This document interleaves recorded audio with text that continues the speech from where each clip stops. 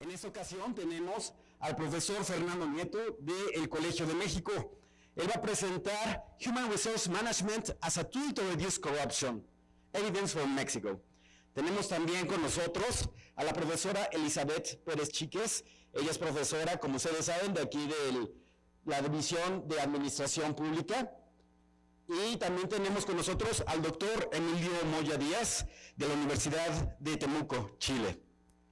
Ellos van a estar comentando el documento de investigación que ha preparado el doctor Fernando Nieto.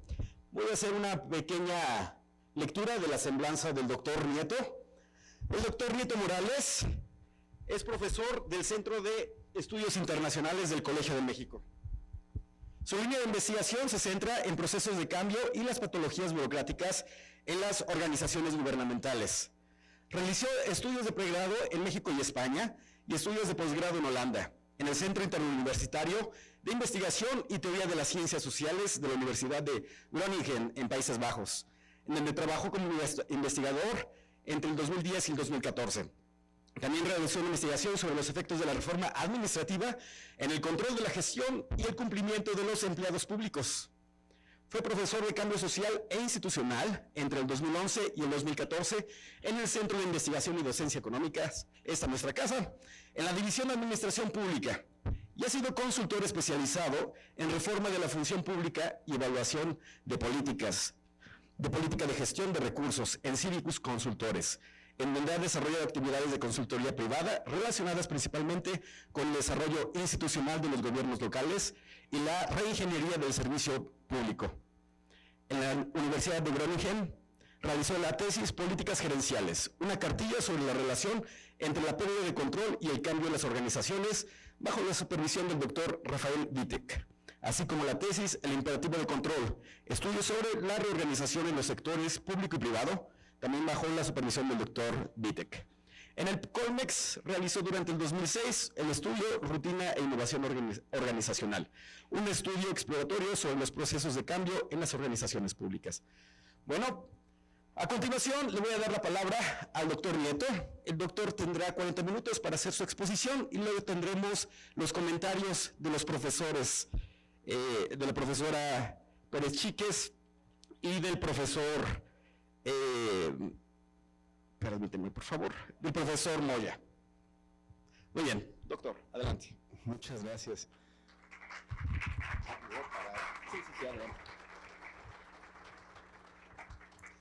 Muchas gracias por la presentación.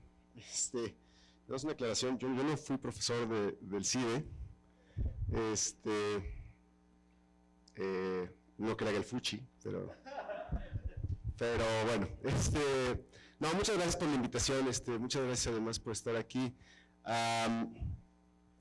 Un seminario académico que al parecer se convirtió en conferencia de un momento a otro. Pero lo que quiero hacer hoy es compartir con ustedes trabajo de investigación que realizamos el año pasado y estamos de hecho ahora justo en revisión, que lo he hecho con mi colega Viridiana Ríos, quien seguramente muchos de ustedes conocen. Y un poco la idea es pues escuchar su reacción ante esto, ver qué les parece, y apreciaremos mucho sus comentarios, desde luego sus recomendaciones. Un poco la lógica de que esto, insisto, es trabajo que estamos, es trabajo revisión que queremos presentar. Bueno, entonces, este trabajo en efecto se llama, perdón, la presentación está en inglés, pero porque me dio mucha flojera traducir al español, entonces lamento, no es por sangrón, se los prometo. Pero bueno, la idea es esta: cómo podemos utilizar la gestión de recursos humanos en el gobierno como una herramienta para atajar el problema de la corrupción, y utilizamos evidencia en el caso mexicano. Entonces, un poco de contexto, nada que no sepamos. Estamos metidos en un buen lío en términos de corrupción en México. Claramente es un tema que se ha convertido en un tema de la agenda pública, tema central, quizá el tema de la agenda de gobierno en este sexenio. Y ciertamente, digamos, los indicadores que tenemos en torno específicamente a la prevalencia de actos de corrupción en el sector público pues son preocupantes, ¿sí? Este es el mapa famosísimo del índice de percepciones de la corrupción, este es el de este año, en el cual tuvimos una ligera mejora de 1 punto, muy celebrada, por cierto. Muy poco halagüeño en términos de corrupción. Esto, por cierto, también se repite en una serie de indicadores, incluso los indicadores nacionales, como, pues, por ejemplo, la encuesta nacional de calidad de impacto gubernamental, que es nuestro principal instrumento de medición de corrupción administrativa, nos habla, insisto, de una situación preocupante. No solamente, por cierto, hay un problema de, digamos, de corrupción, si ustedes quieren, normalizada, extendido, sino que también específicamente en el caso del sector público parece que la corrupción tiende a identificarse con las labores de gobierno. Entonces, 9 de cada 10 mexicanos creen que la corrupción ocurre muy frecuentemente en las oficinas públicas.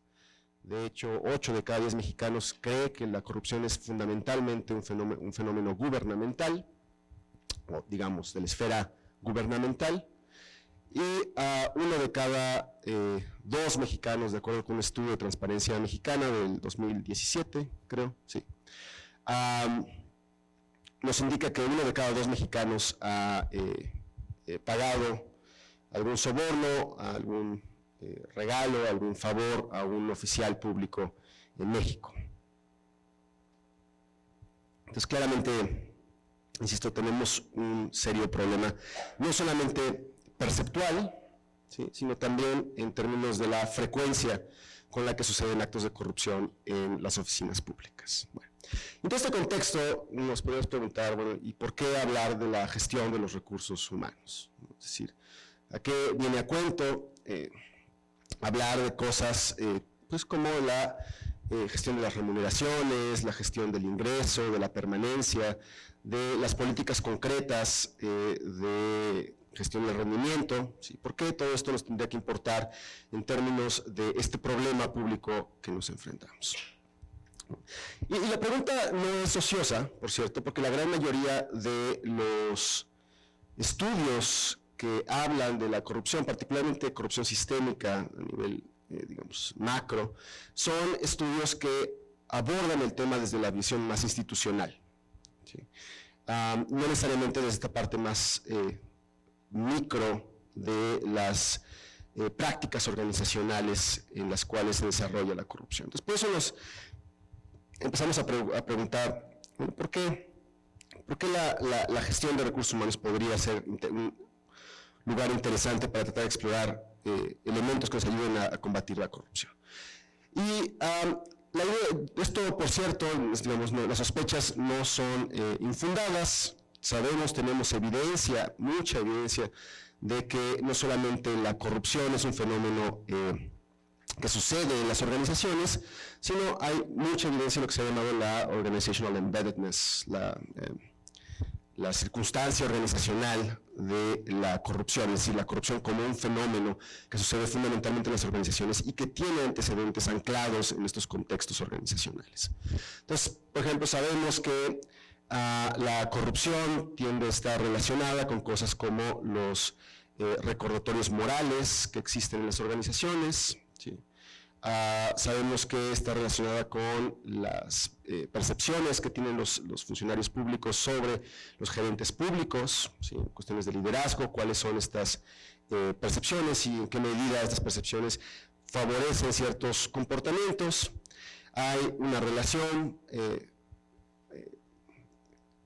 más o menos estable en algunos países sobre la relación entre el dinero y los salarios y las remuneraciones con la corrupción. Elementos como la cultura de competitividad que sucede dentro de la organización también tienen a relacionarse con dinámicas de corrupción. La cultura de desempeño y particularmente el establecimiento de objetivos de desempeño. Hay este estudio muy interesante de Belli y Cantarelli que nos dice, por ejemplo, que establecer objetivos de desempeño demasiado ambiciosos tiende, de hecho, a favorecer moral shortcuts, digamos. La gente trata de hacer trampa, ¿sí? Está exacto, de hacer atajos, y esto favorece actos de corrupción. Y finalmente, pues el caso más clásico, que es el del monitoreo y la regulación, ¿no? En la medida en que la corrupción tiende a disminuir en la medida en que la probabilidad de ser castigado aumenta. Entonces, si se dan cuenta, tenemos mucha evidencia, ¿sí? De que no solamente la corrupción sucede en las organizaciones y se ve afectada por problemas institucionales, sino que muchas de estas cosas se encajan en lo que podríamos llamar los sistemas de gestión, los sistemas públicos de gestión de recursos humanos, ¿sí? Y esto hace que sea muy relevante tratar de explicar cuáles son las características de esos sistemas, de esos subsistemas, y ver en qué medida se correlacionan o no con la probabilidad de encontrar actos de corrupción. Entonces, la pregunta que guía este estudio es esta, ¿no? ¿Qué medida políticas concretas de la gestión de los recursos humanos se correlaciona con menor corrupción en el ámbito gubernamental, ¿sí? Y es importante porque hablamos de dos cosas en específico. Primero, nos interesan elementos, características concretas de subsistemas específicos de gestión de recursos humanos, número uno. Y segundo, nos interesa entender cómo funcionan como un paquete, ¿sí? Sí, como una configuración específica de una política de gestión de las personas en el gobierno. Hay varias formas de entender este asunto de la gestión de los recursos humanos. La que nosotros utilizamos, digamos, parte un poco de la visión más tradicional, un poco a la Francisco Longo, del sistema integral de gestión de recursos humanos y cómo eso se puede desdoblar a su vez en políticas concretas relacionadas o no con actos de corrupción. Entonces, nos interesan estos cuatro, nos interesan los subsistemas de reclutamiento y selección, ¿sí? Cómo se atrae talento a las oficinas públicas, cómo se contratan a los funcionarios, cómo entran a la carrera, a la organización. Nos interesan los mecanismos de control y evaluación, en qué medida existen sistemas de auditoría, Contraloría Interna y además mecanismos de revisión periódica, tanto de procedimientos como del desempeño de las personas dentro de las organizaciones públicas. Nos interesan las reglas en torno a la protección del empleo y la estabilidad en el empleo. Es un poco más complicado de estudiar porque en el caso mexicano nunca hemos tenido en realidad una carrera administrativa, es decir, una serie de instituciones que protejan la trayectoria profesional de los servidores públicos a lo largo del tiempo, pero sí tenemos algunas otras instituciones que pueden más o menos darnos alguna luz sobre el efecto que pueden tener estas protecciones en el caso de la corrupción. Y finalmente nos interesa el caso de los salarios y las remuneraciones, que también, por cierto, es un tema muy álgido y muy debatido en los últimos días, y creo que es importante porque también es muy probable que esto tenga también una relación con la probabilidad de actos de corrupción.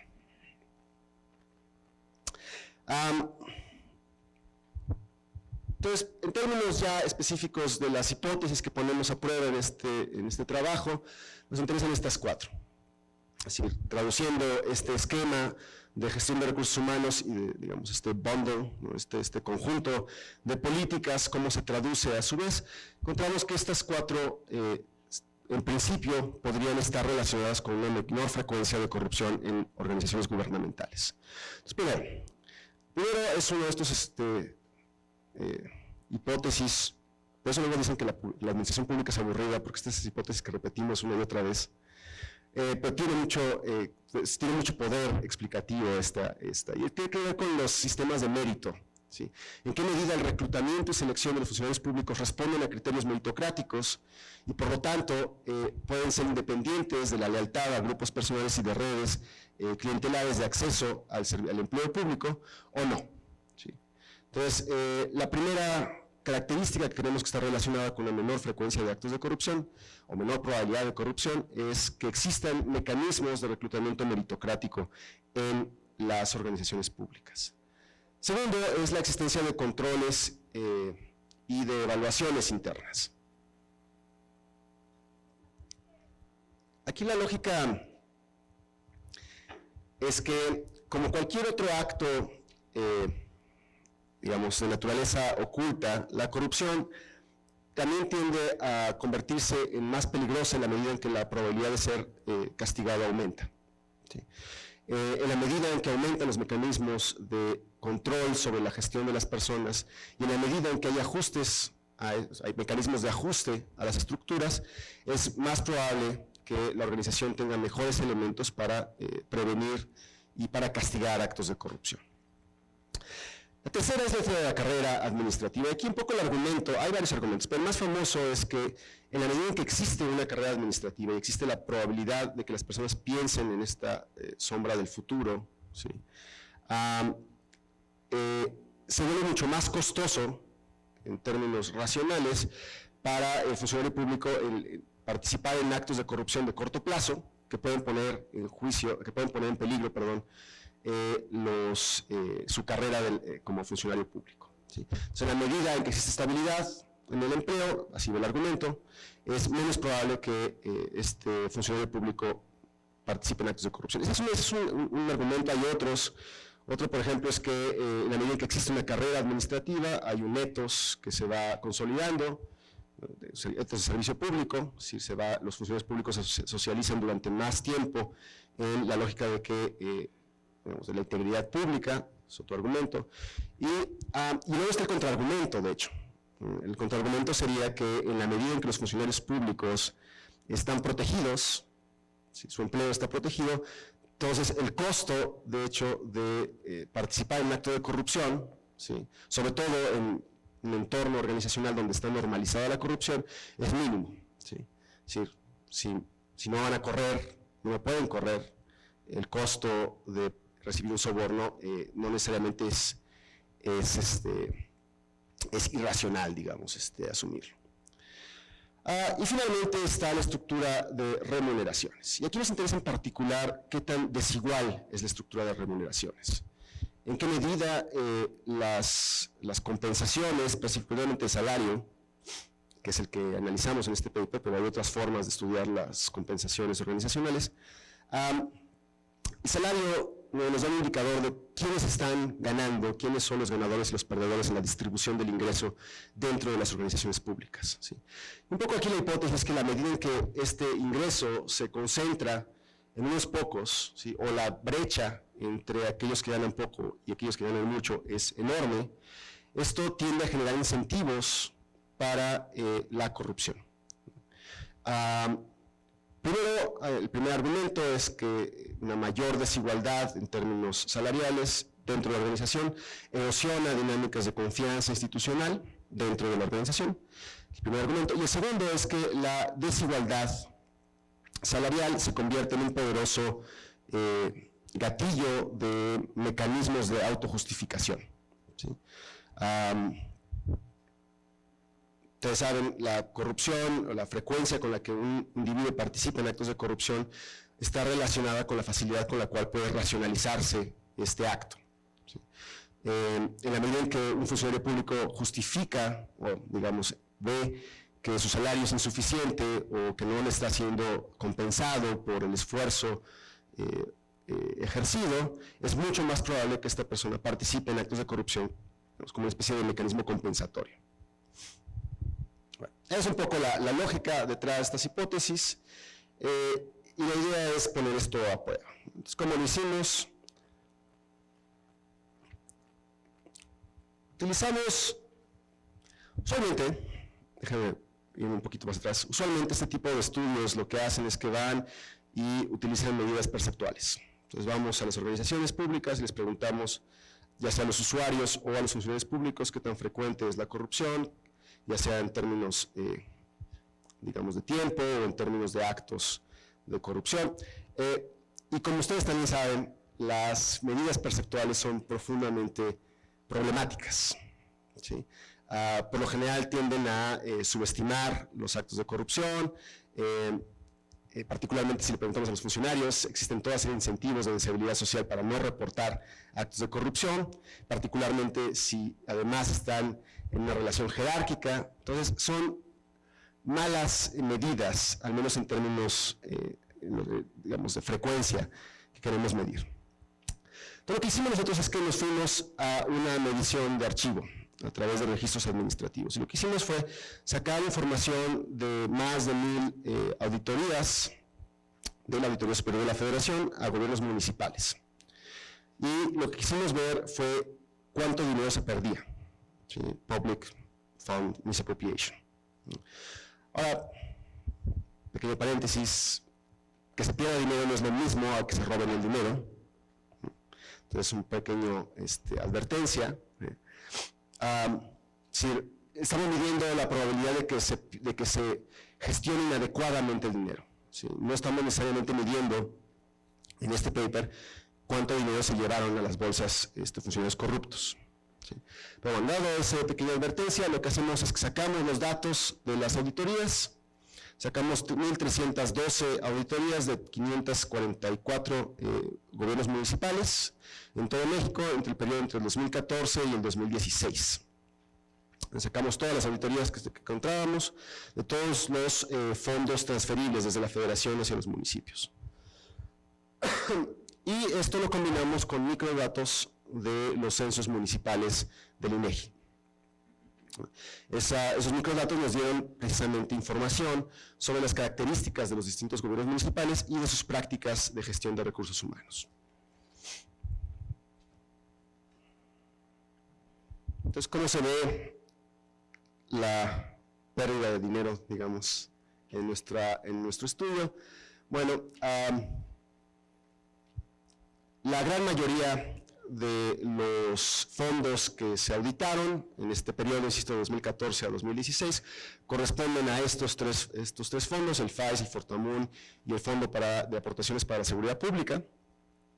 El restante 13% son fondos, por ejemplo, como el Fondo de Aportaciones para la construcción de infraestructura cultural, para deportes, en fin, otra serie de servicios sociales, pero el grueso de la inversión federal auditada es esta. Segundo, encontramos que 40%, 4 de cada 10 auditorías encontraban dinero perdido en los municipios mexicanos, en estos 544 municipios.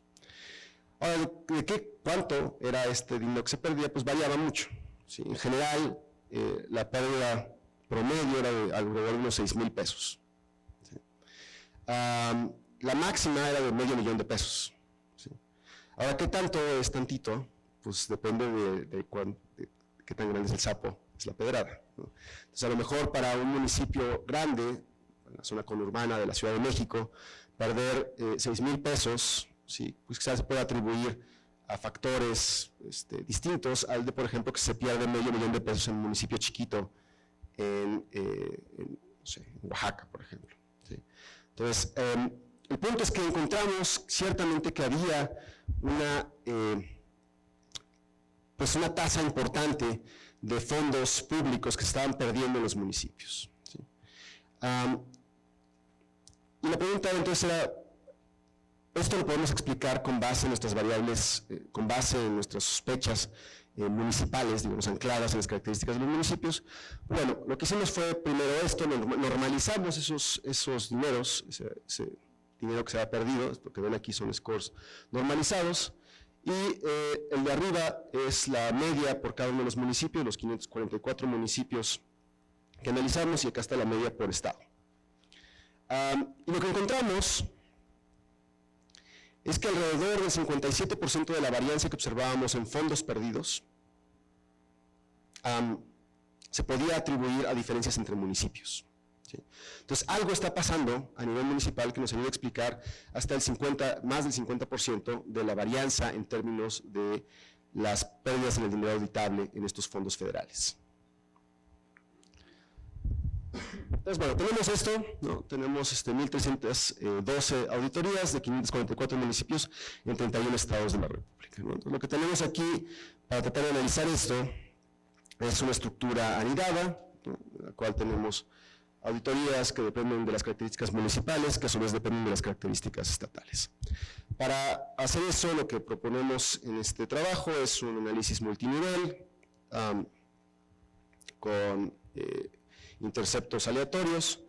Un poco la lógica que nos permite modelar cuál es el efecto de las variables, particularmente las variables municipales, en la probabilidad de que se pierda dinero en los fondos federales.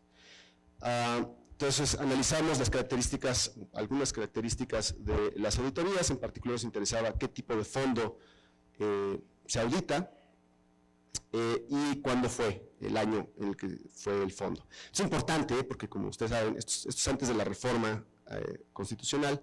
Entonces, aquí estamos hablando de que los municipios algunos de estos tenían elecciones en puerta. Entonces, también nos importaba mucho. A nivel municipal estudiamos las características de la gestión de recursos humanos y algunos controles. Y finalmente, como no teníamos hipótesis específicas a nivel estatal, dejamos simplemente que variara aleatoriamente en el caso de los 31 estados. Todo esto lo modelamos en una serie insisto, de modelos multinivel. Y es un poco lo que obtenemos. No se ve, ¿verdad? Ok, pues les platico. Esta gráfica lo que muestra son los efectos con sus intervalos de confianza. ¿Sí? Un modelo binomial multinivel, y estas son las variables dependientes y controles que utilizamos. Y la idea es que de este lado de esta recta se encuentran los efectos negativos, aquellos efectos que reducen la probabilidad de que se pierda dinero, y de este lado están los efectos positivos, aquellos que aumentan la probabilidad de que se pierda dinero. ¿Sí? Y no voy a ir con todos, digamos, bueno, no les leo las variables. Hasta arriba tenemos la desigualdad salarial, después tenemos, si la auditoría sucedió en el 2015, en el 2016, el porcentaje de funcionarios de base en el municipio, es decir, que tienen protección sindical. Si se trataba de un fondo que no era estos, el FAIS, el Fortamun, etcétera, si era otro fondo, el porcentaje de personal de confianza y que por lo tanto puede removerse libremente, digamos, no tienen protección sindical. El fondo de aportaciones para la seguridad pública, si se trataba del fondo de fortalecimiento de los municipios, no recuerdo cómo se llama, el Fortamun, tiene un nombre larguísimo. Pero bueno, Fortamun, si el municipio tiene un órgano interno de control, ¿sí? Si hay una Contraloría interna, si la nómina tiene una alta dispersión o no, y después, si existen evaluaciones organizacionales, es el tercer, de acá, periódicas que se realizan en las organizaciones del gobierno municipal, si existen mecanismos de reclutamiento meritocrático en el municipio, y finalmente si existen evaluaciones del desempeño de los funcionarios públicos en ese municipio. Entonces, esas son, digamos, las que estudiamos. Después estaban algunos controles, por ejemplo, controlamos por nivel de marginación, el tamaño del municipio, en términos poblacionales, etc. Entonces, ¿qué encontramos? Encontramos primero que existe un efecto negativo de la existencia de mecanismos de reclutamiento meritocrático en términos de la probabilidad de que se pierda dinero. Es decir, municipios que tienen mecanismos para reglas para reclutar, evaluar y reclutar candidatos e integrarlos al servicio público, también tienden a ser municipios en donde se pierde menos dinero en estas auditorías. Después también encontramos, en términos de factores que reducen esta probabilidad que se pierda dinero, que aquellos municipios que tienden a tener evaluaciones organizacionales periódicas y que tienen algún tipo de mecanismo de evaluación del desempeño de los funcionarios, también son gobiernos municipales que tienden a perder menos dinero en las auditorías. Eso, digamos, respecto a las dos primeras hipótesis que les había hablado, la parte del reclutamiento meritocrático y la parte de las evaluaciones. Luego está la parte de las protecciones. ¿Se acuerdan que les hablaba de las protecciones del empleo y la posibilidad de hacer una carrera administrativa? en México no tenemos necesariamente una carrera administrativa, pero sí tenemos una división muy clara entre el personal de base y el personal de confianza. Un poco la idea detrás de entrarle con estas mediciones es que pensábamos que, dada la posibilidad de que algunos funcionarios sí pueden hacer carrera, ¿no? Y dada que había esta ambivalencia en el efecto, no sabemos muy claramente si funciona en positivo o en negativo, pues queríamos ver si funcionaba con este asunto. Y la verdad es que no tenemos evidencia clara en ninguno de estos casos, es decir, no queda muy incierto, al menos con esta evidencia, si tener una mayor proporción de personal con protecciones, y por decir personal de base, o viceversa, tener un mayor porcentaje de funcionarios de libre designación, de confianza, pues no necesariamente nos dice mucho en términos del dinero perdido en las auditorías a estos fondos federales. Y el que sí encontramos es este. Sí hay claramente en las distintas variaciones que hicimos de este modelo, y ahorita les platico de otras cosas que estamos haciendo ahora, sí encontramos sistemáticamente un efecto muy importante de una mayor desigualdad salarial. ¿Sí? Municipios donde poquitos funcionarios ganan muchísimo y muchos ganan poquito, también son gobiernos municipales que tienden a perder dinero en estos fondos. ¿Sí? Antes de pasar a eso, ahora lo que estamos haciendo, digamos, un par de preguntas que se pueden hacer ustedes es, bueno, ok, ¿qué tal si estas cosas no son independientes entre sí? ¿Qué tal si resulta que los municipios que resulta que tienen evaluación del desempeño son también los que tienen reclutamiento meritocrático y también son los que tienen mejores reglas y por lo tanto son los que están mejor equipados institucionalmente para no perder dinero? ¿Sí? Entonces lo que estamos haciendo para probar esa segunda versión del argumento es que ahora estamos no solamente utilizando la base completa como es en este caso, sino que estamos haciendo un match. ¿Sí? Es decir, vamos a comparar, aquí estamos comparando un poco peras con manzanas, déjenme ponerlo así. La idea es ahora comparar solamente manzanas con manzanas, ¿sí? Y ver si el mismo tipo de municipio que tiene características institucionales similares, ¿sí? También tienden a tener comportamientos distintos en términos de la frecuencia de corrupción. Entonces, eso es una cosa que estamos haciendo. Y la otra es que estamos explorando distintas mediciones de estas cosas. Ahí está que les mencioné, que es payroll dispersion. Es una cosa, digamos, es la distancia que existe entre el funcionario mejor pagado y el funcionario peor pagado. ¿Sí? El argumento para utilizar esta medición es que entre mayor sea la dispersión es otra medida de rango, digamos, de desigualdad. ¿Sí? El problema es que no necesariamente funciona igual que el mecanismo de desigualdad que está hasta arriba. ¿Sí? Entonces, algo que estamos tratando de hacer es buscar nuevas medidas que nos permitan, por ejemplo, evaluar si hay funcionarios especializados en municipios que requieren de una prima adicional. ¿Sí? Y tratar de sacar esta medición que nos está costando trabajo tratar de entenderla. Pero bueno, es un poco como lo que estamos haciendo ahorita, pero en general, más o menos los resultados son más o menos estos. En las distintas réplicas que hemos hecho del estudio se continúan estos efectos. En particular, los que siempre encontramos, por cierto, en el modelo con 3 niveles de varianza, es decir, estados, auditorías, municipios, estados, es el reclutamiento meritocrático y la desigualdad salarial. Sí. Bueno, entonces, ¿qué decir de todo esto? Es decir, si en efecto vale la pena entrarle al tema de la gestión de los recursos humanos, si nos dice algo en términos, por ejemplo, del caso mexicano y de los municipios mexicanos, pues yo diría que sí. Claramente, no solamente las características institucionales de los municipios, sino también las políticas concretas que adoptan estos municipios, al menos para el periodo que estamos estudiando, sí pueden tener un efecto, al menos en la probabilidad de que existan estos actos de corrupción relacionados de nuevo con la mala gestión de los recursos auditables.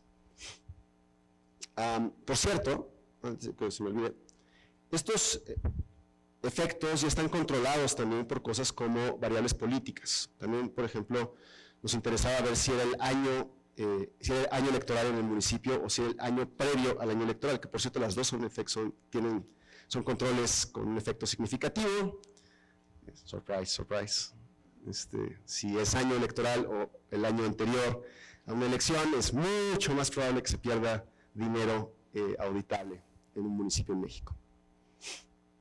Bueno, siempre me siento como ave de mal agüero cuando hablo de estas cosas. Bueno, entonces, ¿qué concluimos tentativamente con estos datos? Que creo que sí existe al menos evidencia en el caso de las administraciones públicas municipales mexicanas de que este conjunto de políticas de gestión de recursos humanos sí puede relacionarse con una menor probabilidad de actos de corrupción. Al menos, insisto, entendida como esta misappropriation, como esta mala gestión de los recursos públicos. Desde luego, una de las limitaciones de estudiar corrupción es que sabemos que este término de corrupción en realidad es una especie de fenómeno sombrilla, donde caben muchas cosas, ¿no? Entonces, decir que existe una relación entre la mala gestión de recursos y las tecnologías o las políticas de gestión de recursos humanos no quiere decir que esas mismas políticas funcionen igual o tengan efectos similares para otros tipos de corrupción. ¿Sí? Si no necesariamente la misma configuración de políticas de gestión de recursos humanos se relaciona con cosas como el soborno, como el nepotismo, etc. ¿Sí? Entonces, digamos, es un llamado no solamente para entrarle al tema de la importancia que puede tener la gestión de recursos humanos, sino también de los efectos diferidos que puede tener para distintos tipos de corrupción. Y algunas otras conclusiones.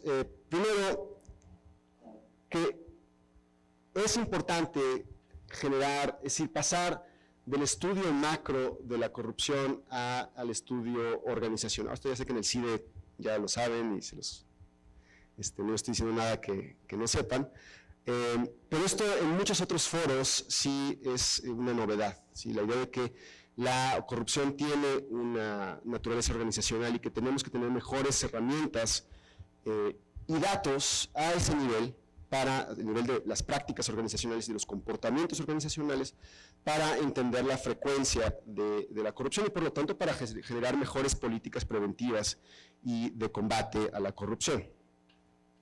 Segundo, encontramos en este estudio que, al menos para el caso de los municipios mexicanos, el tema de las remuneraciones tendríamos que tomárnoslo un poco más en serio. Sí, parece que al menos en términos de la estructura y la desigualdad de la estructura salarial, sí puede tener efectos importantes, muy importantes de hecho, en la probabilidad de actos de corrupción, específicamente en la pérdida de dinero federal. Y dada estos efectos diferenciados, es decir, y particularmente en lo que se refiere a la dispersión de las nóminas a nivel municipal, pues tendríamos también que estar pensando con un poquito más de detalle políticas muy en boga como el recorte transversal de salarios, ¿sí? Si más allá de lo que pueda suceder en políticas de austeridad en términos simbólicos, es muy probable que estas políticas también puedan tener efectos no deseados en términos de la probabilidad de actos de corrupción. Y finalmente, reforzar el tema de que sí importan los servicios civiles, sí importa la construcción de instituciones relacionadas con la gestión meritocrática de los recursos humanos, el reclutamiento, la evaluación y la separación a partir de criterios relativos al mérito de las competencias de los funcionarios públicos. En la medida en que estos pueden ser instrumentos importantes de prevención de actos de corrupción. Bueno, pues eso es todo. Muchas gracias.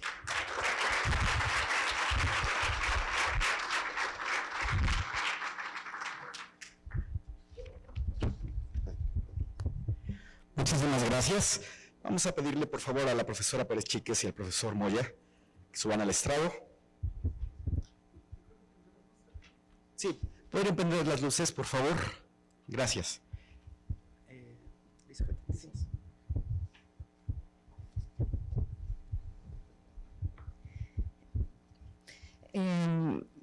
Primero que nada, Muchas gracias por esta presentación, por estar aquí, a todos los presentes también. Pienso que es un tema indudablemente importantísimo, no solo en México, sino internacionalmente. Estudiar la corrupción a nivel local, estudiar la relación entre la administración de los recursos humanos de manera muy específica, qué aspectos afectan qué tipos de corrupción, son definitivamente áreas muy necesarias para ver. Hay muchísima literatura que indica que prácticas como el patronazgo en el servicio público es una precondición, ¿verdad?, para tipos de corrupción sistémica. Sin embargo, pues hay literatura mixta también en que el patronazgo y otras prácticas relacionadas a los recursos humanos tienen unas funciones muy importantes para el ambiente en el que se desarrolla. Y son funciones que hay que entender contextualmente, ¿verdad? Los servicios civiles de carrera se han promovido muchísimo por organismos internacionales, por gobiernos de diferentes tipos, ¿verdad?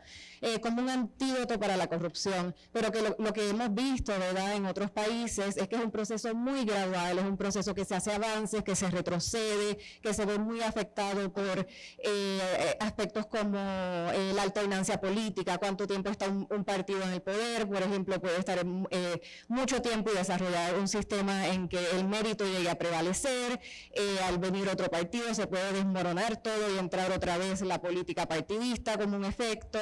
Hay casos dentro del contexto estadounidense, como el caso de Chicago, que fue casi por órdenes judiciales y amenaza con cárceles a las personas que pudieron lograr unos cambios, pero como quiera, con todo el andamiaje de la legislación y de las prácticas del sistema de servicio civil, que es súper complejo de implementar, como quiera, las prácticas continúan de una manera diferente, morfan, ¿verdad? Si hay unas prácticas subyacentes, culturales, que tienen una función muy importante. En el caso de Chicago era pues una maquinaria política, ¿verdad? En el caso de México específico, en una localidad puede ser también una maquinaria política, puede ser otro tipo de sistema, ¿verdad? Pues estos son sistemas informales. La manera en que se manejan los recursos humanos es fundamental no solo para entender la corrupción, sino también para entender la gobernanza, especialmente la gobernanza informal en cualquier contexto. Nos da mucha información. Es crucial para el ejercicio del poder, se utiliza casi, ¿verdad?, como me han dicho algunas personas, como un ejército, pero ese ejército puede ser o funcional o no, ¿verdad? Puede estar logrando cosas muy importantes también. Entonces, también, ¿verdad?, dentro de mirar a los recursos humanos, entender los mecanismos que los sostienen es muy importante, ¿verdad? Puede ser la lealtad, puede ser la venganza, puede ser, o sea, y también depende del contexto. Y eso va a afectar la implementación de un sistema de carrera profesional y también del mérito y cómo se puede manipular. Los resultados de este estudio pues, son muy confirmatorios, ¿verdad?, de las predicciones de la literatura y nos da una pista importante del efecto que puede tener ciertas prácticas de administración de recursos humanos en el contexto mexicano. También me parece que la utilización de los datos administrativos es muy útil en el diagnóstico y coincidimos, yo creo que aquí todos los que trabajamos en el tema, con que necesitamos desarrollar mejores instrumentos para medir y entender y diagnosticar la corrupción. Pero, ¿qué nos están diciendo esos datos? Algo que ya dijiste que vas a mencionar es un poco, ¿verdad?, comparar manzanas con manzanas y peras con peras. De lo primero que se me ocurrió, ¿verdad?, y si esto es una medida, ¿verdad?, de capacidad municipal más que de recursos humanos como tal. Si un municipio quisiera implementar un servicio de mérito, necesita muchos recursos, necesita recursos especializados, recursos que sepan cómo hacer un examen profesional. Es todo un cambio que hay que negociar con el personal, con las autoridades, con los partidos, o sea, es sumamente complejo. Y si no tienen los recursos, pues no van a poder, ¿verdad? Entonces, pues me preguntaba cuando estaba leyendo el trabajo si era un reflejo de esa capacidad más amplia o si era en sí ¿verdad? Lo que ustedes estaban midiendo en cuanto al mérito y ¿verdad? La proporción, bueno, la diferencia en salarios, por ejemplo. Entonces, pues también, ¿verdad? Si pudieran, a mí ¿verdad? Me encantaría ver cómo la alternancia, o sea, no solo si fue antes de las elecciones o después, sino estos municipios que estaban viendo, si son unos que han sido dominados, ¿verdad? O si ha habido mucha alternancia. Entonces, eso también nos daría unas pistas importantes para entender cómo estos municipios, ¿verdad? Están, o sea, qué es lo que está realmente sucediendo en estos municipios. Finalmente, pensando en el caso de México y lo que hemos visto, y lo que hemos visto también en otros contextos, donde el patronazgo impera, aún dentro de unos sistemas muy restrictivos, meritocráticos, es que, ¿verdad? Esto puede ser podemos de ahí partir y ver cuáles son estos municipios, si pudiéramos ver cuáles son los que mejor salieron, los que peor salieron, y ver cómo lo lograron. Una persona con quien estaba hablando me estaba diciendo que se tiene que sentar a negociar con las personas, se tienen que sentar a negociar con los partidos, se tienen que sentar a negociar. Muchos empleados municipales piensan que sí, que es un problema, que es una situación de riesgo, que hay que hacer algo, pero lo ven casi imposible, porque es un arma poderosísima, ¿verdad? Es un arma con la que se recompensa, es un arma con la que se moviliza, es un arma con la que se ganan elecciones. Entonces, pero igual que un arma puede ser un instrumento, ¿verdad?, para crear mejor gobernanza. Entonces, pues verlo en mayor volviendo atrás, pues este estudio nos puede llevar a ver, ¿verdad?, cuáles son esos municipios y entonces estudiarlos más en detalle y ver cómo lo lograron y qué puede funcionar para el contexto mexicano.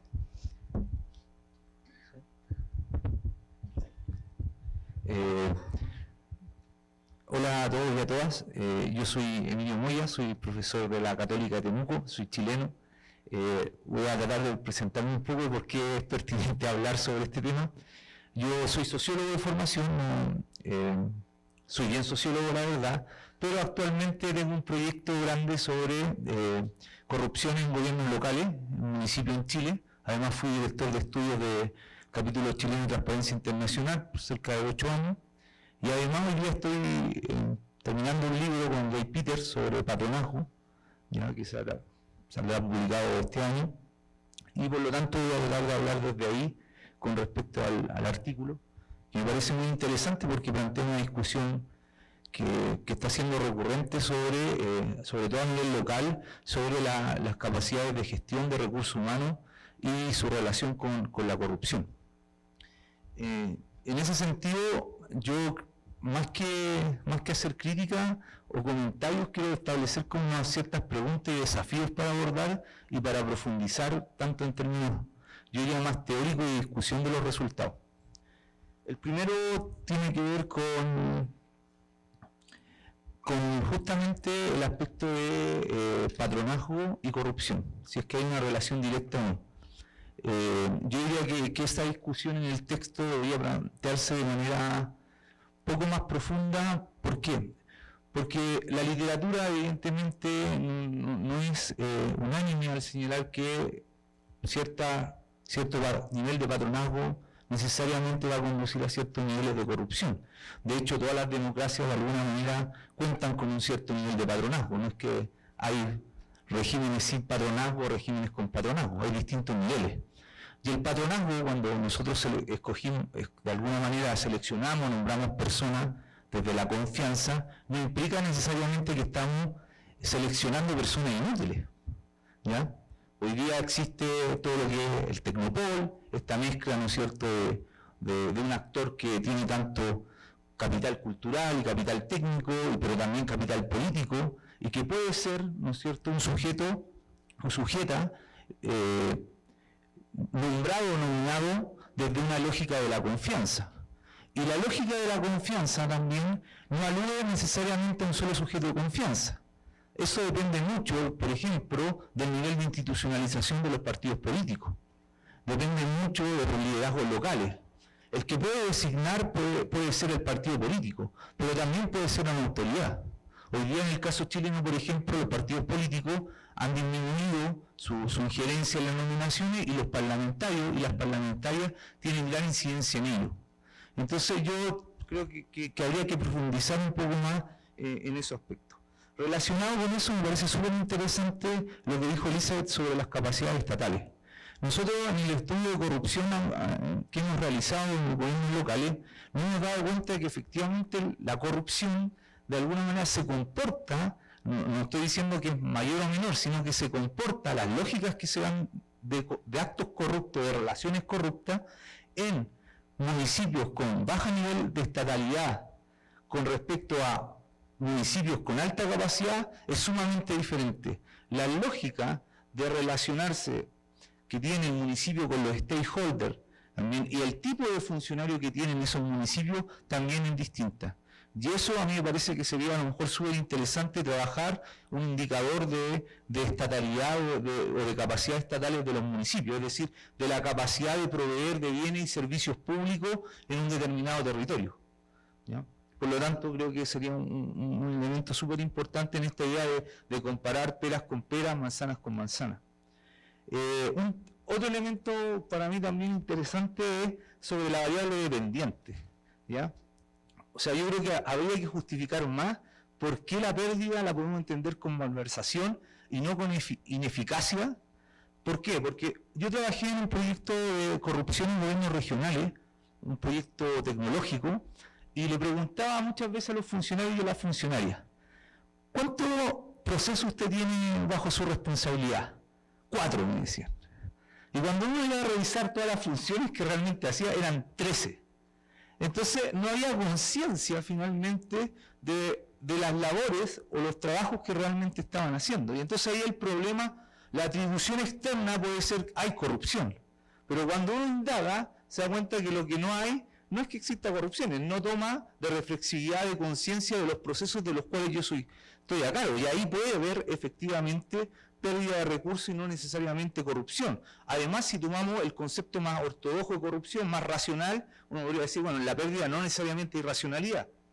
Ahora, si uno toma un concepto más laxo, uno podría decir, sí, hay actos corruptos que no necesariamente son intencionales, pero hay otro elemento identificatorio. Si es que eso, finalmente ese acto fue para el provecho, de alguna manera, para el aprovechamiento personal, o fue para apalancar, como se dice acá, o como aceitar la máquina, se dice en Chile, o de alguna manera saltar a otros procesos que a lo mejor para la ciudadanía sí tenían cierto, yo diría, bienestar o de alguna manera ayudar a su desarrollo.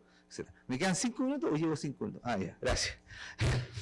Entonces, yo trataría de indagar más en esa, en también explicitar, si bien el estudio me parece bien porque explicita ciertas limitaciones, en esta limitación que no deja de ser importante. Porque la pregunta que viene inmediatamente a propósito de recursos humanos es ¿quién realiza el acto de corrupción? Si es un funcionario de carrera o si es un funcionario político. Y ahí los resultados, de alguna manera, la relación de las variables independientes con las dependientes cambian. Cambian porque efectivamente, si es que una ley, en el caso chileno, la ley nos permite tener personas de confianza, los modos de evaluación finalmente son distintos finalmente a un funcionario de carrera. Y por lo tanto sería también, a lo mejor en otro estudio, visualizar si efectivamente quien comete el acto de corrupción o quien participa de las redes de corrupción son de alguna manera agentes políticos, podríamos llamarlo así, o funcionarios. Porque cuando empezamos a estudiar la corrupción pública, tendemos los investigadores y la investigadora a tener un cierto sesgo, a pensar que esto inmediatamente, y la opinión pública se va generando un cierto sesgo de que lo que ocurre ahí es un aprovechamiento siempre de los funcionarios de las funcionarias públicas. Y no necesariamente estamos hablando de las burocracias establecidas en términos contractuales o de carrera, sino que de estas personas de confianza o agentes de confianza que son nominadas políticamente, que tienen diferentes funciones. Las personas de determinada confianza no entran a robar plata necesariamente, sino que entran muchas veces a articular intereses, a movilizar votos, a implementar política, a socializar programas, ¿ya? Es decir, a reforzar muchas veces una agenda política de un partido político, de un parlamentario, de un gobernador, de un alcalde, de un diputado, etcétera, y que es muy importante a mi juicio plantearlo en la discusión. Y lo otro, lo de las conclusiones, también me parecen adecuadas, pero ojo con el servicio civil.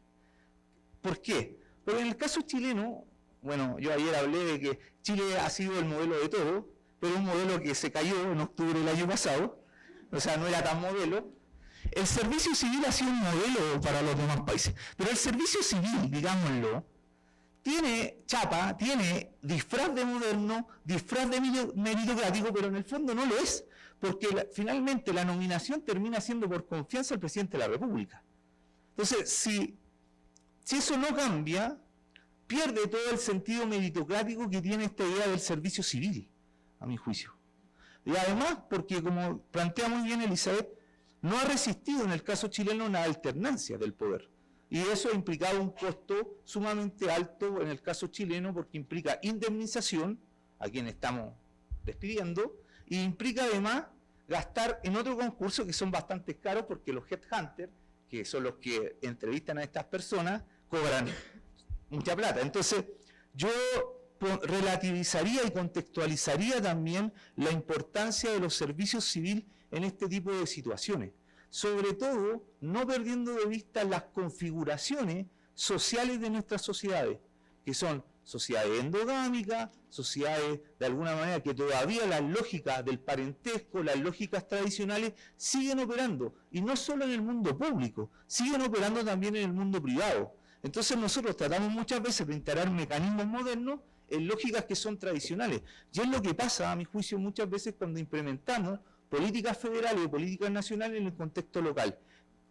Generamos finalmente momentos de tensión entre aspectos formales y aspectos informales, es decir, un determinado proyecto de ley de transparencia en un contexto rural donde las personas se relacionan o interactúan cara a cara, no va a hacer mucho sentido finalmente a aquellas personas que históricamente, como diría Bourdieu, desde su hábito como agentes sociales, siempre han de alguna manera sostenido relaciones más desde la confianza, desde el verse, y no a través de una herramienta tecnológica que lo que uno que te va a permitir es hacer un checklist ya de si cumpliste o no cumpliste, que además no permite reducir nada de corrupción. Entonces, yo quizás pondría esos elementos, no todos, son solo dudas, comentarios, no es verdad, lo que estoy diciendo es solo mi punto de vista, pero a discusión, sobre todo para plantear el modelo.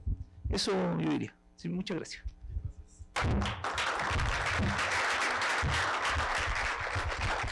Muchísimas gracias, profesores. A continuación vamos a darle al ponente 10 minutos de réplica. Gracias. Muchas gracias por todos los comentarios, las preguntas. Bueno, en general estoy de acuerdo con casi todo. Es un poco en la lógica de reaccionar a algunos de los comentarios. La idea detrás de este estudio era, en efecto, encontrar patrones generales, pero estoy totalmente de acuerdo contigo en que es importante contextualizar muchos de estos elementos, ¿no? Y desde luego, no solamente ver dónde es que las cosas han funcionado y cuáles han sido los casos de éxito en términos de municipios concretos, sino quizá más interesante aún en dónde han sido los casos de fracaso, ¿no? Un poco en la lógica de lo que decías hace un momento, que tendemos a pensar en estas grandes trazos de política pública como si fueran aplicables universalmente, ¿no? Y desde luego en esta lógica de que hay más de 2.500 municipios en México con realidades muy distintas, pues quizá también tendremos que pensar en qué contextos organizacionales y sociales se encajan estas políticas y además cómo las entienden, porque creo que, digamos, cuando estaba hablando con la gente del INEGI, porque utilizamos el censo municipal, cuando les preguntan en los módulos, oiga, ¿usted qué entiende por mérito? O sea, por mérito, pues no es, yo no creo que sea tan obvio que la gente en distintos municipios, o sea, funcionarios públicos, entiendan lo mismo, ¿no? Pero bueno, dadas estas restricciones, yo creo que sí, totalmente de acuerdo, próximo paper será entrarle al tema de la contextualización y de los casos de éxito y de fracaso, totalmente de acuerdo con eso. El tema de la capacidad municipal, esto me parece muy interesante, porque la gestión de los recursos humanos y la manera e instituciones en las cuales un gobierno municipal administra su burocracia y sus funcionarios públicos es en efecto parte de una capacidad municipal más amplia, que no solamente incluye las burocracias, sino cosas como el control territorial que pueden tener, ¿no? Entonces, por ejemplo, hay algunas cosas interesantes, ¿no? Tenemos municipios en México donde tienen burocracias bien desarrolladas, pero en la cabecera municipal, ¿no? Y no necesariamente tienen, digamos, capacidad de implementación en todo el territorio del municipio. Por varias razones, en algunos casos porque son municipios enormes, ¿no? Como en Sonora, por ejemplo, donde cruzan un desierto, y otros porque, por ejemplo, hay crimen organizado que, digamos, genera límites a la capacidad de control territorial que pueden tener los gobiernos. En todo caso, me parece muy interesante, digamos, en qué medida hay una relación de dos vías entre la gestión de recursos humanos y la capacidad municipal, y viceversa, en qué medida las características de la gestión municipal, de la gestión de recursos humanos, refleja otras características de la capacidad estatal de los municipios, ¿no? El servicio civil lo dejo al final, pero sí, desde luego, no es lo mismo la malversación que la pérdida de fondos, que la ineficacia. Y de nuevo, aquí estamos un poco en la lógica de, pues, dos problemas. Uno es que unos problemas que tenemos, bueno, ustedes lo saben, en términos de corrupción, es que revelar el fenómeno como tal siempre es súper complicado, ¿no? Entonces siempre tenemos que estar utilizando una especie de proxies. Y la gran ventaja de utilizar registros administrativos es que es un mejor proxy que otros. Sin embargo, estoy totalmente de acuerdo, si hay un problema en la diferenciación del fenómeno a explicar. Con todo, debo decir que en estos datos hay dos indicadores interesantes, que no me acuerdo si mencioné. Uno es el efecto de los años electorales, ¿no? Que sí me parece muy revelador que la existencia de competencia electoral, pues sí aumenta la probabilidad de que se pierda dinero. Podemos decir que a lo mejor se ven más ineficientes en el año electoral, no lo sé. Sospecho que no es el caso, pero es una hipótesis a poner a prueba. Y otra cosa es el tipo de fondo. Esto no sé si lo mencioné, pero es menos probable que se pierda dinero en fondos federales altamente regulados, como el FAIS, a otros fondos que son más discrecionales. De nuevo, puede ser por ineficiencias, pero también creo que existe la sospecha de que puede ser pues porque hay menos reglas, y siguiendo un poco el argumento, pues es más fácil mover ese dinero, digamos, de aquí para allá. Totalmente de acuerdo en el asunto de la jerarquía administrativa y de a quién se le atribuye el acto de corrupción, porque por lo general, digamos, si hay un acto de corrupción, el que firma, pues no es el presidente municipal, ¿no? El alto funcionario que se le ocurrió todo el esquema, sino es el funcionario de bajo nivel jerárquico que pues no le queda de otra o pierde la chamba, ¿no? Entonces ellos son los que firman, y por lo general son los que son castigados cuando existen auditorías, ¿no? Y ahí es un tema que no se resuelve en este paper ni se va a resolver pronto, pero sí es un tema muy importante. ¿Quién comete el acto de corrupción? ¿No? ¿En qué medida se le puede atribuir realmente a un funcionario de bajo nivel, que son los que tienen la mala pata de tener que firmar estas cosas? ¿Y en qué medida estamos realmente generando buenas políticas de prevención de corrupción, en el supuesto de que estamos a lo mejor castigando a quien no tendríamos que estar castigando, ¿no? Y finalmente el asunto del servicio civil. Y aquí sí, o sea, estoy de acuerdo que hay muchas variaciones, a lo mejor nos hemos vuelto un poco más papistas que el Papa con el asunto del servicio civil. Pero también quisiera notar que sí hay muchas diferencias institucionales en los distintos servicios civiles, y la forma en la que se puede construir una política de profesionalización pues varía mucho, no solamente entre los distintos países de la región, sino también a nivel municipal. Y eso, por ejemplo, podría ser otra de las preguntas de contextualización, ¿no? O sea, ¿qué exactamente entienden por concursos, ¿no? ¿Hasta dónde realmente entienden que la existencia de una política basada en méritos se contrapone a la lealtad, por ejemplo, ¿no? Yo estoy totalmente de acuerdo contigo. Yo, en principio, uno puede contratar a sus leales, pero pueden ser personas muy capaces, ¿no? Entonces, la pregunta es, digamos, ¿cómo se entiende esto? Y en qué medida los instrumentos institucionales a ese nivel, o sea, a nivel de gestión, pues a lo mejor no reducen la lealtad, pero sí aseguran un mínimo de competencia. Y en todo caso, pues es una pregunta, digamos, de nuevo, empírica y de contextualización de los casos. Pero bueno, hasta ahí me quedaría.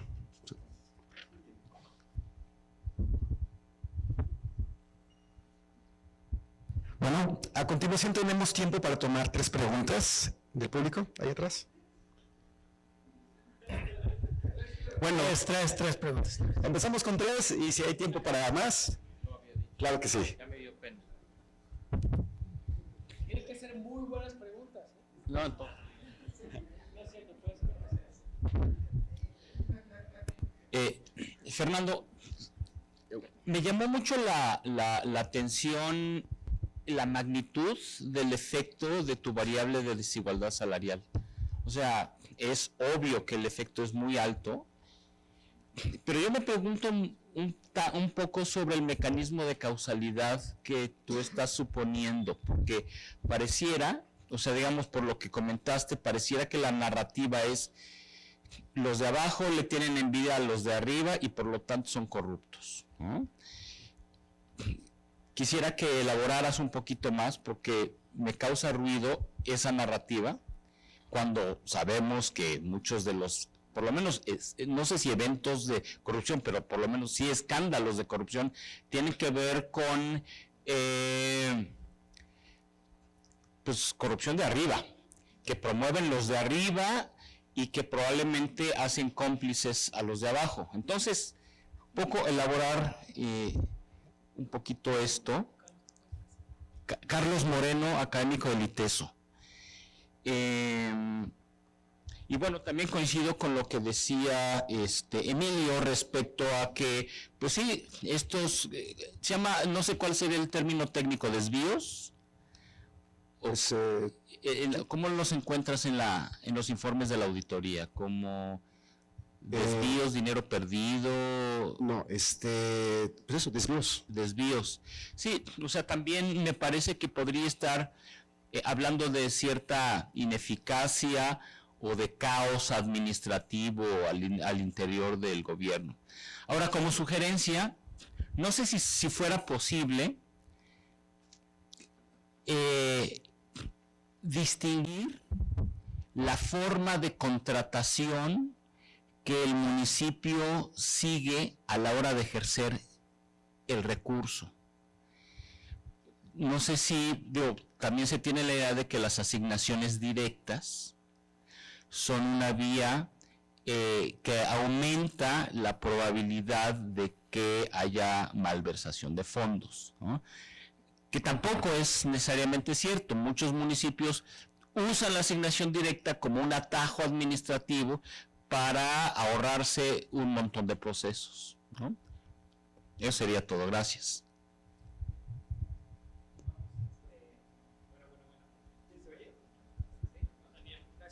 Bueno, ahí está. Daniel Sizumbo, también aquí del CIDE.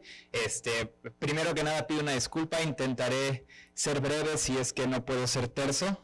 Más bien, una disculpa por ser un poco directo y intentaré ser breve para que los estudiantes también puedan preguntar. Yo nada más voy a hacer algunas sugerencias acerca del paper, de cómo hacerlo un poquito más fuerte. Y bueno, en la presentación también hubieron algunas cosas que quedaron para mí que me gustaría que explicaran más en el paper, ¿no? Entonces, primero es quién hace las auditorías y cómo. Bueno, sé que en el paper viene que es la auditoría federal, la auditoría, ¿cómo se llama? La Auditoría Superior de la Federación, pero me gustaría saber quién las está haciendo, un poquito meterse más con eso. Hay toda una serie de variables independientes que tienen que ver con quién hace la auditoría, cómo y la probabilidad de encontrar dinero perdido, ¿no? Mi vecino en algún momento era auditor y sé que Ana de la O y otras personas han hecho experimentos con diferentes auditores y eso causa diferentes grados de encontrar dinero perdido, ¿no? Eso me gustaría haber escuchado más en el paper acerca de eso, ¿no? Y lo segundo es que hablas que es una muestra, en la página, bueno, en el paper habla, estos datos con los que está trabajando es una muestra de auditorías, o por lo menos eso dices en el paper. Entonces me gustaría también obviamente saber cómo se hizo esa muestra, es una muestra aleatoria, no es aleatoria, ¿qué onda, no? ¿Quién publica? ¿Qué auditorías? ¿Cuándo? ¿Cómo? ¿Y por qué publican que se perdió dinero? ¿De dónde? ¿No? Por supuesto, como dicen otros, no voy a criticar la simultaneidad entre las variables, pero ¿qué significa esto de perder dinero? Por supuesto que creo que es el elefante en el cuarto, ¿no? Cuando ellos identifican que se perdió dinero es no encontraste la factura por tal cosa y eso ya significa se perdió dinero. Me gustaría leer en el paper más específicamente, más in extenso, qué significa exactamente se perdió el dinero, ¿no? Incluso, como presentó ayer el profe Arellano, podría ser que la interpretación de la variable dependiente es completamente inversa, ¿no? Hablaba ayer el profesor Arellano de que la corrupción no nada más se tiene que facilitar, realizar, sino también esconder, ¿no? En ese sentido, si yo puedo esconder mejor, soy más corrupto y puedo esconder mejor la corrupción, deberías encontrar menos dinero perdido, ¿no? En los lugares más corruptos. Entonces, un poquito cómo responderías a esa posible crítica, ¿no? Quizás pudieras, a pesar de los problemas que hay en respuestas subjetivas o de la ciudadanía, validar tu variable dependiente contra, si tienes algún tipo de datos, cómo se correlaciona estos dineros perdidos con reportes de corrupción, etcétera, otra variable dependiente, que pudieras hacer, ¿no? Y ya finalmente, o sea, también quién responde las auditorías, quién es responsable en el municipio.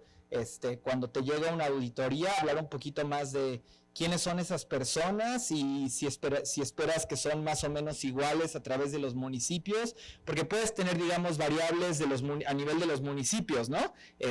Con qué controlar, pero lo más importante va a ser un poquito quiénes son estas personas que se dedican a contestar las auditorías. Es la transparencia municipal, quién es, y su capacidad para contestar las auditorías también va a influir, aparte de la capacidad del municipio de keep track del dinero, ¿no? Entonces, nada más. Entonces, dicho esto, me encantó el paper, se me hace muy interesante y ojalá pegue en un lugar buenísimo. Muchas gracias, profesor Raúl Pacheco. Gracias, creo que todos me conocen, Raúl Pacheco, profesor del CIDE. Fer, muchas gracias, disfruté mucho el paper, felicidades a ti y a Iridiana, y disfruté también mucho los comentarios de Emilio y de Elizabeth. Respondiendo a lo de Daniel, yo creo que mi sugerencia iba a ser precisamente en lo que platicamos hoy en la mañana, ¿no? Hacer unas etnografías dinámicas multisitiadas en las que tú puedas realmente, o sea, tu gente tendrás que hacer un deployment de estudiantes, por ejemplo, y tal vez tú y Viridiana meterse cada quien en una organización, porque yo creo que eso afecta lo que dice precisamente Emilio.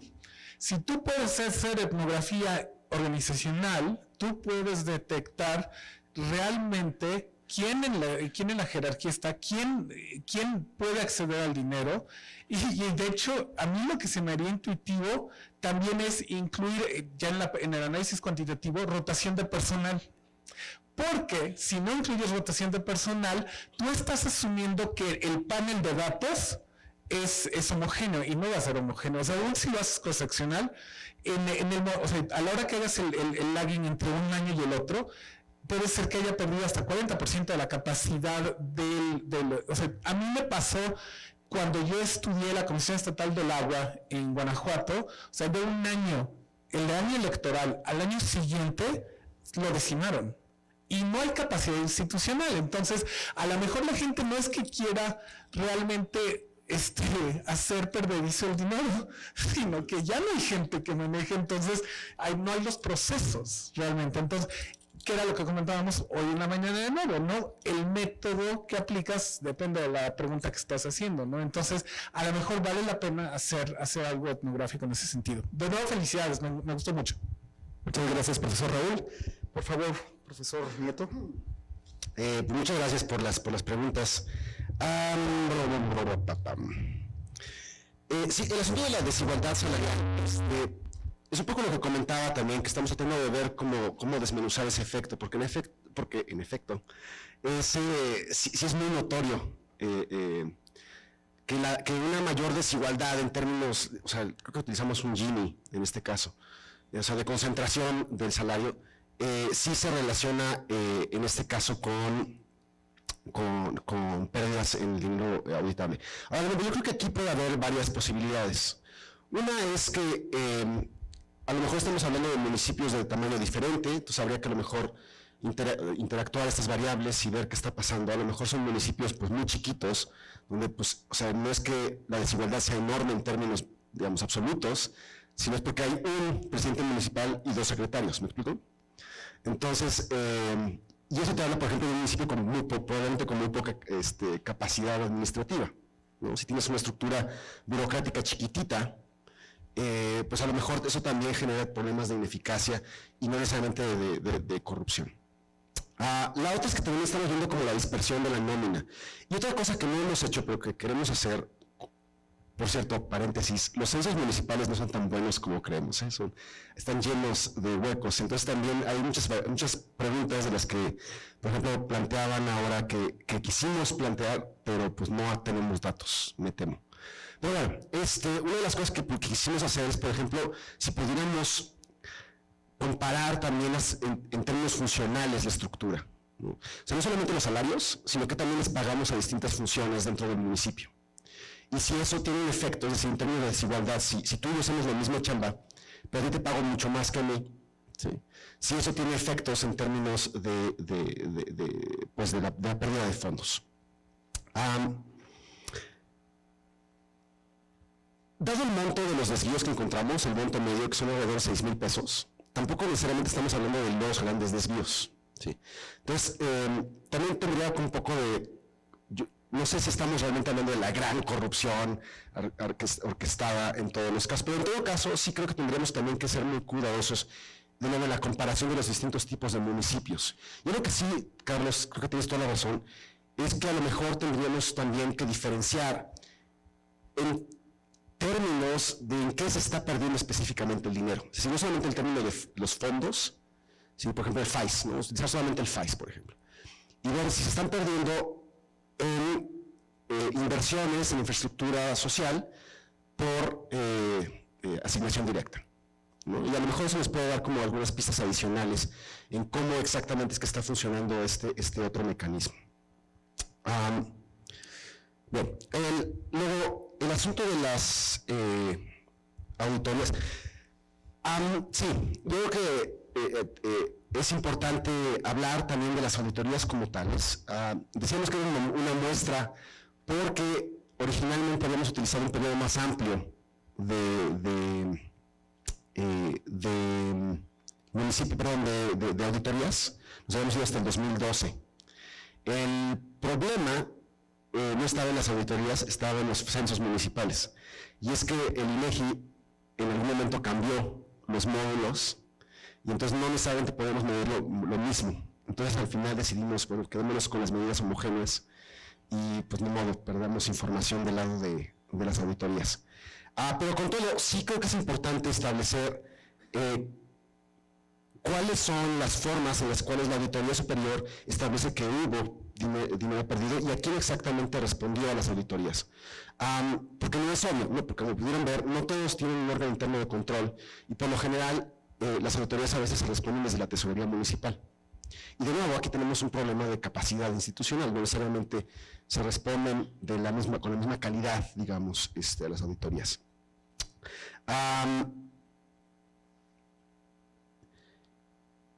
El asunto de la rotación de personal me parece súper interesante. El problema es que no tenemos datos a este nivel en los censos municipales, pero sí, estoy totalmente de acuerdo. De hecho, uno de los grandes problemas que tenemos en términos municipales es que cada 3 años se reinventan los gobiernos. Y entonces, a lo mejor, en efecto, no es que se estén robando el dinero, es que pues, nadie supo dónde quedaba el dinero, ¿no? La rotación, sí, totalmente, la rotación de personal. Y un poco también es el espíritu, de ver si había cierta estabilidad en el empleo, ¿no? Si podíamos un poco inferir de la existencia de pues, una parte sustantiva de personal de base, si eso le daba cierta estabilidad. El problema es que pues no necesariamente es comparable en todos los casos. Pero sí, lo tomo. El asunto de la etnografía, pues sí, de nuevo, es un poco el regresar al tema de la contextualización, estoy totalmente de acuerdo. Sí, una vez que encontramos estos patrones generales, lo interesante ahora es meternos ahora sí al campo y hacer comparaciones mucho más finas, ¿no? Y ver qué exactamente está pasando. Y ver si en efecto, o sea, más bien, cómo se desdoblan estas grandes variables en prácticas organizacionales concretas a nivel municipal y ver si están relacionadas con dinámicas de corrupción u otras dinámicas que pueden preceder, por ejemplo, actos de corrupción. Porque también podemos, o sea, el mismo argumento se puede hacer de la ineficacia administrativa, ¿no? Es decir, la ineficacia administrativa también favorece actos de corrupción. Pero bueno, en todo caso, pues les agradezco mucho los comentarios, creo que enriquecen muchísimo nuestro texto. No podemos hacer todo, me temo, pero pues sí, un poco la idea es sacar una cosa un poco más sólida y pues ojalá y pegue. Muchas gracias, profesor. ¿Podemos tomar una pregunta más del auditorio? Sí, claro. ¿Sí? ¿Alguien tiene una pregunta adicional? 3 preguntas, listo. Bueno, no es pregunta, es más bien un comentario y una posible aportación. Mi nombre es Martín Millán Soberanes, yo he sido servidor público, tanto en un municipio, pues quizás el 4º más grande del país, como en otros mucho más pequeños, ¿no? Entonces las asimetrías que existen efectivamente son lo que ustedes tienen ya registrado, ¿no? Yo considero que la capacidad institucional se basa en el capital humano. Si ese capital humano es reclutado bajo premisas políticas electoreras y no bajo un conocimiento cierto de la función pública, todo está perdido, ¿correcto? Si nosotros somos laxos en permitir que eso así sea y lo entendemos como algo normalizado, estamos perdidos, ¿correcto? Entonces, yo creo que ahí hay que entender el hilo conductor de esta investigación.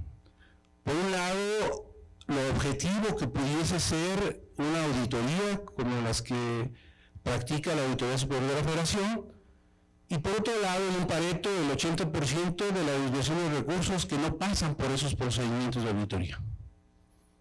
¿Correcto?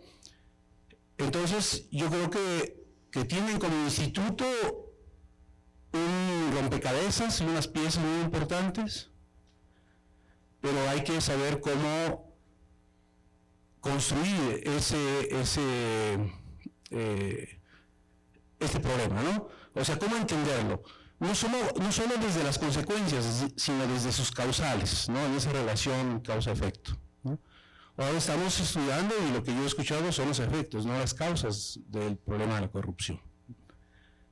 Efectivamente, el eslabón más débil institucional es el municipio. Y el común denominador para mí es la ignorancia, producto de ese mal reclutamiento. Si justificamos los intereses electorales, les digo, estamos perdidos. Porque efectivamente el reclutamiento se hace en base a un interés político. Y no necesariamente son los que están capacitados para ellos. Entonces, lo que yo creo que se tiene que hacer es una investigación más allá de lo que son los datos duros de las auditorías, porque yo ahorita quiero preguntar, de esas auditorías que ustedes toman como base para el estudio, ¿cuántas fueron llevadas a otras órdenes de defensa, como pueden ser el Tribunal de Justicia Administrativa, y cuántas se desecharon? ¿Correcto? Y ahí pueden ver que a la auditoría le dan palo tras palo, porque no reúne evidencia ni argumento suficiente que de acuerdo a un proceso de derecho, ¿verdad?, administrativo, no vale nada. ¿Sí? Entonces, yo creo que hay un área de oportunidad muy grande en muchos aspectos o desde diferentes perspectivas que se tienen que trabajar. Temas como el servicio civil de carrera, ¿verdad?, que no es la panacea tampoco, ¿verdad?, pero debe ayudar a mitigar riesgos de. Todas estas acciones mitigan riesgos de, ¿correcto? Entonces, yo creo que hay mucho trabajo por investigar, mucho trabajo de campo que se tiene que reclutar y que no necesariamente está escrito. Esa sería mi aportación. Muchas gracias. Adelante. Buenas tardes. Mi nombre es Ramiro Rodríguez. Vengo de la Contraloría del municipio de Cosío, uno de los municipios más pequeñitos de nuestro estado. Y maestro Fernando, mi pregunta es la siguiente: ¿cuál es o cómo concibe la lealtad? Hace ratito hablaba de que si los cargos se asignaran a través del servicio civil de carrera, lo cual yo coincido con la persona que está aquí enfrente, ayudaría a mitigar los actos de corrupción. Si los cargos se ejercieran a través del servicio civil de carrera, serían menos leales las personas que ostentarían estos cargos hacia quien está ejerciendo el poder. Es decir, sería más leal aquella persona que lo asigna un presidente municipal por compadrazgo, por amistad, etcétera. Yo diría, bueno, por eso quiero ver cuál es el concepto de lealtad en ese sentido. Yo diría que también hacer un trabajo administrativo bien y apegado a la normatividad también es lealtad, desde mi concepción. No sé cuál sería la concepción que manejaron aquí. Muchísimas gracias. Y finalmente, nuestra estudiante de la MEDPOL, Elena. Hola, mi nombre es Elena, soy un simple mortal. Mi duda va encaminada en adición a la primera pregunta que se hizo, hablando sobre los estimadores. Por ejemplo, yo sí creo que es necesario hacer una distinción entre, si en el estudio, no sé si no lo escuché bien, o se omitió, o yo no lo entendí, sobre si este dinero es una desviación de recursos o un dinero perdido. ¿Por qué? Porque si es una desviación, podríamos tener un mecanismo causal que esté generando una sobreestimación de los indicadores y por tanto esos 6,000 pesos que están en la media de dinero perdido puedan estar más encaminados a la ineficiencia que platicaba el profesor, de que se haya redistribuido ese dinero y no se haya requisitado correctamente o no se haya justificado porque se fue a otra área u otros rubros. Entonces yo creo que sí es importante diferenciar entre si ese dinero fue una pérdida irrecuperable o fue un dinero que simplemente a la hora de auditar no aparecía en el rubro correspondiente. Entonces no sé si está bien definida esa diferencia en el paper o si se dijo y yo no lo entendí. Es como más allá mi duda. Gracias. Muchas gracias. Adelante, profesor. Sí, gracias. La última pregunta, como decía al principio, estamos hablando de dinero perdido, es decir, dinero que la auditoría no encontró y que no se pudo acreditar en ningún, o sea, no es dinero que se movió de un lado para otro, es simplemente dinero que no se encontró. Ahora una pregunta, por cierto, interesante y relacionada con lo que decían al principio es, ¿qué pasó después con la auditoría? Es decir, si hubo, por ejemplo, responsabilidades que después se llevaron a los tribunales. Eso no lo hicimos para este paper, pero sería una cosa muy interesante. Si en qué medida no solamente se encuentra dinero perdido, no se encuentra dinero, sino en qué medida esto se atribuye a un acto que genera responsabilidades en el municipio. Pero bueno, estamos hablando de dinero perdido, insisto. ¿Sí? Segundo, el asunto de las asimetrías, pues sí, en efecto, yo creo que sí hay asimetrías en términos de capacidad institucional y desde luego de capital humano en los distintos municipios, y esa es precisamente un poco la cuestión. ¿En qué medida estas asimetrías están generando dinámicas perversas, no solamente en términos de ineficacia administrativa y de la poca capacidad que pueden tener los gobiernos para procurar derechos, sino también en cosas como prevenir y controlar la corrupción? ¿Sí? Entonces, en efecto, sí hay una asimetría que tenemos que estar trabajando y también tenemos que estar pensando, por cierto, en términos de las soluciones, en términos también de soluciones asimétricas. ¿Sí? No es lo mismo de nuevo implementar una política de profesionalización en un municipio grande como, no sé, Nezahualcóyotl, que en un municipio pequeño en el sur de Veracruz. ¿Sí? No necesariamente el mismo tipo de políticas son implementables, número uno, y número dos, tienen los mismos efectos, al menos en lo que respecta a prevención y castigo de la corrupción. Una cosa que no dije, por cierto, y que también tiene que ver con la contextualización de los datos, y algo que sí pensamos que nos iba a funcionar, pero no nos funcionó, es que sí tenemos datos, por ejemplo, de la frecuencia relativa de actos de corrupción en trámites y servicios a nivel municipal.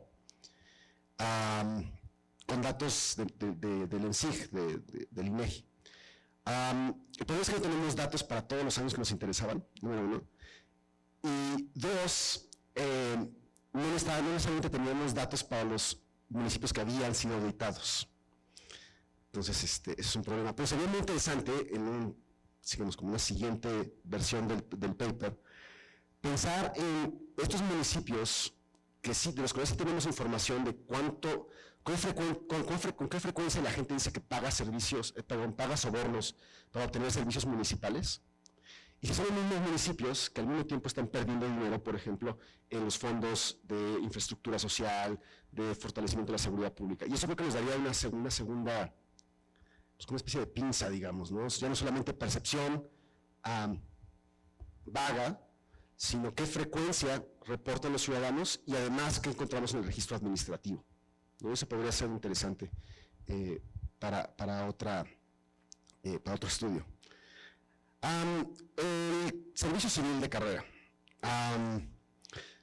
Sí, yo creo que uno de los grandes, o de las, en términos de teoría, de lo que se ha dicho, que es una de las grandes ventajas de construir una burocracia profesionalizada, de un servicio profesional de carrera o de una política de profesionalización, es que genera una lealtad institucional, ¿no?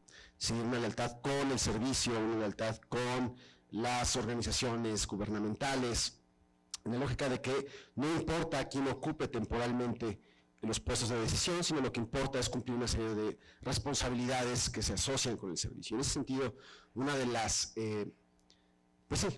grandes selling points, digamos, del servicio profesional es eso, que genera ese tipo de lealtad, ese espíritu de cuerpo de funcionarios comprometidos con su chamba y no necesariamente con el partido político que llega al momento. Dicho eso, creo que también, y es lo que decía hace un momento, creo que hemos sido un poco más papistas que el Papa, y en el caso específico de México, hemos pensado que la generación de servicios civiles tiene que estar completamente aislada en el diseño de cualquier tipo de consideración política, ¿sí? Entonces, entre más aislemos la decisión de la contratación de cualquier tipo de consideración de cercanía, ¿no? Un poco porque hemos puesto como un poco una especie de contraposición, la lealtad contra el mérito, ¿no? Eso me refería yo. La lealtad también, digamos, en la lógica de que yo tengo que trabajar con un equipo de trabajo. Y ese equipo de trabajo, pues quiero tener cierta confianza con ellos. Creo yo que hay mecanismos, por ejemplo, el caso de Brasil me parece interesante. Los brasileños han hecho cosas como generan cuerpos, ¿no? En los cuales uno hace exámenes, uno se certifica como funcionario de carrera, pero después la selección de los equipos de trabajo, la conformación de los equipos de trabajo se hace con otros criterios que no son el concurso, por ejemplo, ¿sí? En fin, a lo que voy es que hay distintos arreglos institucionales que nos permitirían, digamos, balancear mejor esta lógica de la lealtad y la lógica del mérito. Un poco lo que decía hace rato. Yo no tengo ningún problema con que el presidente municipal se haga de un equipo de personas en las cuales tiene confianza. Sí tengo un problema cuando las personas en las que les tiene confianza son incompetentes, ¿no? Entonces, no es 99% honestidad, 1% competencia, ¿no? Sí creo que hay que tener que balancear estos dos objetivos y sí es importante, de nuevo, crear un entramado institucional que nos permita tener a los ciudadanos la confianza de que aquellos que están ocupando puestos públicos son personas con no solamente los méritos, sino también con las competencias necesarias para llevar a cabo sus responsabilidades. Eso me refería, digamos, esas dos lógicas de lealtad. ¿Sí? Sí. Yo entiendo la preocupación por el desarrollo de la profesionalización, pero ojo, porque hoy día también lo que podemos discutir es por qué no implementar otras medidas. Contratación, por ejemplo, a nivel municipal, no se resuelve necesariamente en un servicio civil. Es decir, podemos generar normativa asociada a incompatibilidades y inhabilidades asociadas a diferentes conflictos de interés. No puedo contratar a primos, familiares, no puedo contratar con cierta empresa, no puedo ser contratado para consultorías que el municipio asignó. Es decir, hay una serie de otras cosas en otros procesos de corrupción, licitaciones de distinto tipo, contratación, que el servicio civil sí ayuda, pero el problema de toda la iniciativa, hay miles de iniciativas anticorrupción y no dialogan ninguna con ella. Entonces aíslan el problema que es político, social, lo aíslan a un problema tecnocrático, que es que apliquemos la ley A y la ley A lo resuelve. Entonces podemos tener el mejor desarrollo del servicio civil como en Chile, pero si no tenemos regulado el conflicto de interés, si no tenemos regulado revolving door, es decir, pasar del regulado al regulador, el sistema de alguna manera va a estallar, y estalla. Y estalló en Chile. El mejor sistema evaluado a nivel del Banco Mundial es el modelo chileno. Y el modelo chileno, donde fallaba, en el indicador que fallaba, era el mérito. El mérito en la inclusión de los funcionarios públicos. Era donde peor estaba evaluado. Entonces, es una posibilidad, sí, pero si el servicio civil no se acompaña de otras medidas asociadas a conflicto de interés, declaración de patrimonio, inhabilidades, incompatibilidades, o revolving door, o además instalación de protección al denunciante dentro del sistema del marco laboral hoy día, moderna, es decir, quien denuncia no va a recibir persecución política, en contextos donde a lo mejor acá no va a funcionar, creo yo, en América Latina, es una otra discusión, pero no es una medida, a mi juicio, por sí sola, ¿no? Yo creo que justamente la complejidad del problema está en que la solución también es compleja, articulando distintas materias, pero siempre, a mi juicio, contextualizadas. Muchas gracias. Bueno, a nombre de los organizadores del Seminario Académico Interno del CIDE, le damos las gracias al profesor Fernando Nieto por su presentación. También, sí. Bien, gracias, profesor. También agradecemos los comentarios de la profesora Elizabeth Pérez Chiques y del profesor Emilio Moya. Gracias.